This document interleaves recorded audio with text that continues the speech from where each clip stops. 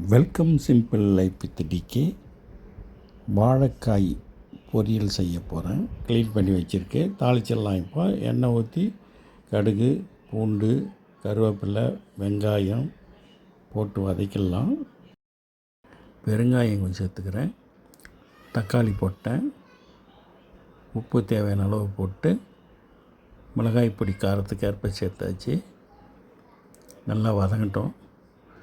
மூடி வச்சு வதக்கிட்டு அப்புறம் காயை சேர்த்துக்கிறேன். வாழைக்காய் கொஞ்சம் நேரம் வதங்கணும். வாழைக்காய் கொஞ்சம் நேரம் வதங்கிடுச்சுன்னா இப்போயே கொத்தமல்லி மேலே தூவிடுறேன். கொத்தமல்லி வாடையும் சேரட்டும். அதில் நல்லா வதக்கலாம். எண்ணெயிலேயே காய் வேகட்டும்.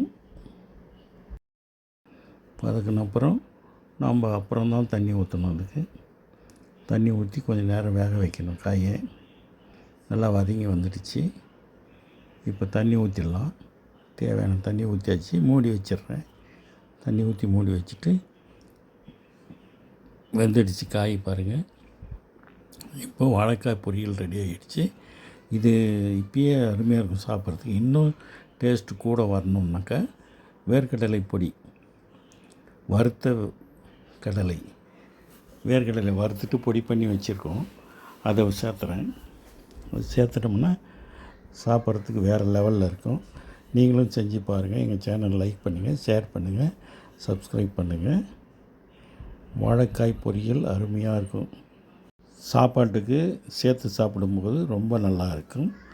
நன்றி, வணக்கம், பை பை.